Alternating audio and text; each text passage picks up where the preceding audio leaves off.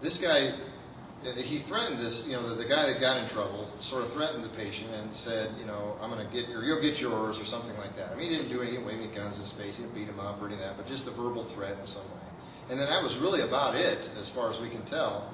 But this gentleman started becoming, starting worrying that stuff was in, like somebody had broken into his locker and put chemicals in his clothes and he'd be itching all over, and thought somebody had broken into this guy, had broken into his truck and sabotaged things. And he became so focused on this guy and started thinking that this guy was hiring people to follow him all over.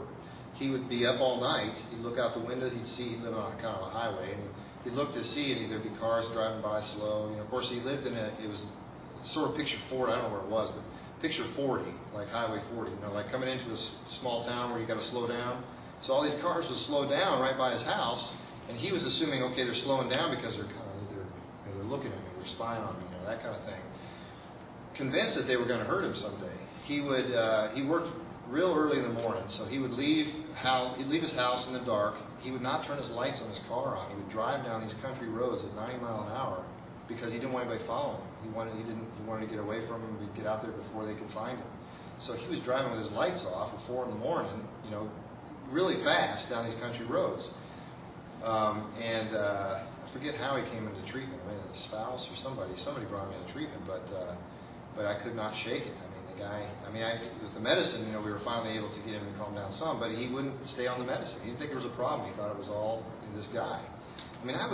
This went on for 4 years, by the way. So I would point out to him, okay, if this man was going to hurt you, why would he spend all the money it would take to hire all these people to follow you and trace you all over the place? That would cost a lot. That would cost a fortune. Why would he do that? Why wouldn't he just get it over with and hurt you? Maybe that wasn't a good thing to say. I don't know, but he didn't have an answer for that, but he was still convinced this guy was doing it. He even ended up going to Texas to run away from the guy. Of course, the guy followed him, right? Because it was not really a guy doing it. So, fascinating illness, kind of sad, but fascinating.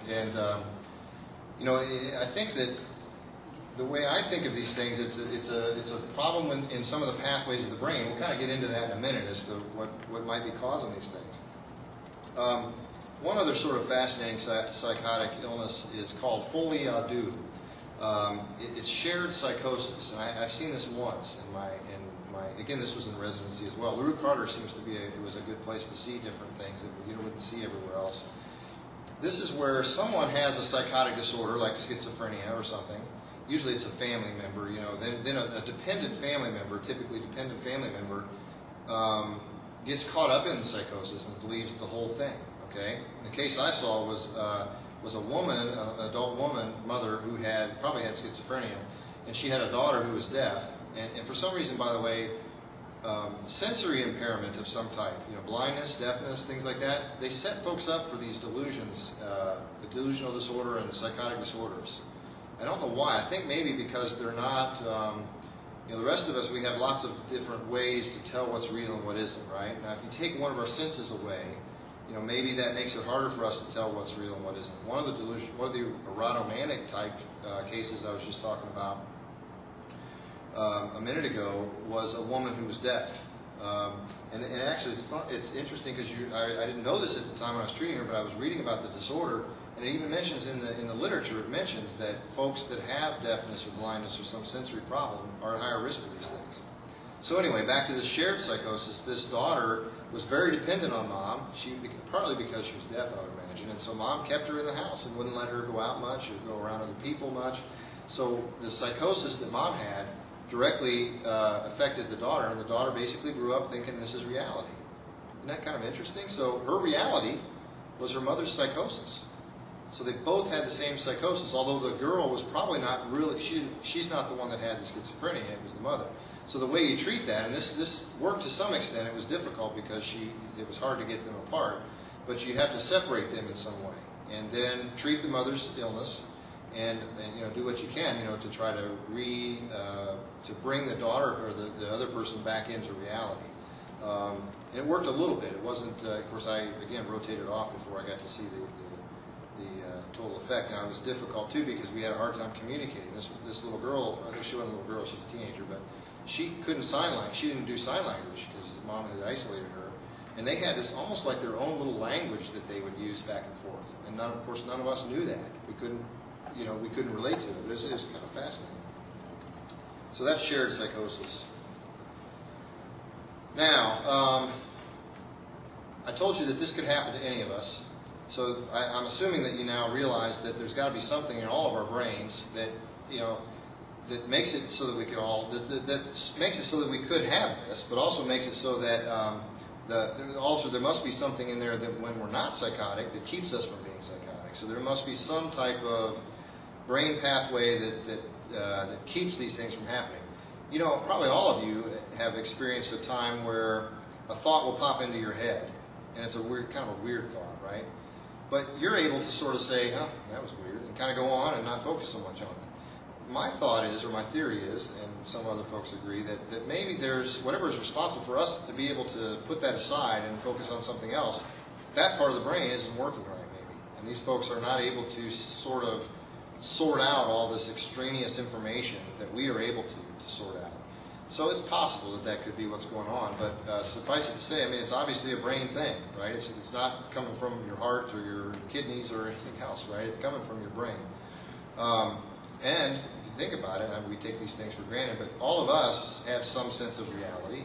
We walk around, I'm looking at you guys, I see you sitting out there, you see me standing up here. We know that, okay, this is reality, and we have some way of doing that. Our brain does that for us some way. We don't think consciously about it, it just happens. But those things occur in the brain, and those different things might be what's causing this psychosis. If there's a wiring problem or a chemical imbalance, we in the old days, or even now still, we talk about chemical imbalances, right? That's pretty simplistic. The brain isn't just a bunch of chemicals, right? There's a whole bunch of things that go on in the brain besides just chemicals.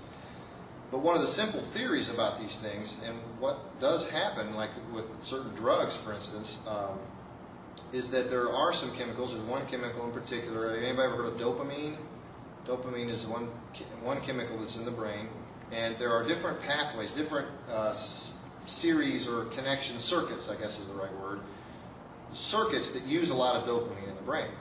Okay, one of those, in one of those particular parts, there's too much dopamine going around. Okay, remember me saying that maybe those nerve cells didn't develop out like they should, so they held back, and there's too many of them in one spot. There's too much dopamine in that part of the brain. We think that's what's causing the psychosis in some folks. Okay, now you can also probably deduce that now. So you're saying, Doc, that okay, they have too much dopamine in that part of the brain. What about the part that you said where the nerve cells didn't grow out far enough in the frontal parts of the brain? Well, if you remember, what do the frontal parts of your brain do? They're what allow us to judge things, to organize things, to plan things. They're what sort of make us different than animals, right? Mice don't do much planning ahead. They do a little, but not a whole lot, right? So animals don't do that as much. We can, and that's because of our frontal lobes. We think that these nerve cells, that's causing some of the problem with schizophrenia. These folks not being able to plan, can't go to the grocery and figure out what they need for the week and things like that, because those nerve cells didn't make it where they should have. So there's not enough up here in the frontal part, and there's too much deeper in. There are other dopamines, and it's kind of interesting too that there's a part of your brain that controls movement, and you guys have heard of Parkinson's disease, right? Okay, now what I've always found fascinating is that if you give, Parkinson's disease basically is where one of these circuits, one of these movement circuits that uses dopamine, these nerve cells are dying off. Like in Michael J. Fox, they're dying off earlier than they should. Obviously shouldn't be dying off in a guy that age. Something is killing them off. We don't know what. But when he loses those nerve cells, he loses the dopamine. And what happens? He shuffles, he shakes, he can't, his movement is all out of whack, right? He's very slow in his movements. And I don't know if you've seen interviews recently with him, but you notice that he can't sit still. He's moving all over the place, So this is because of the Parkinson's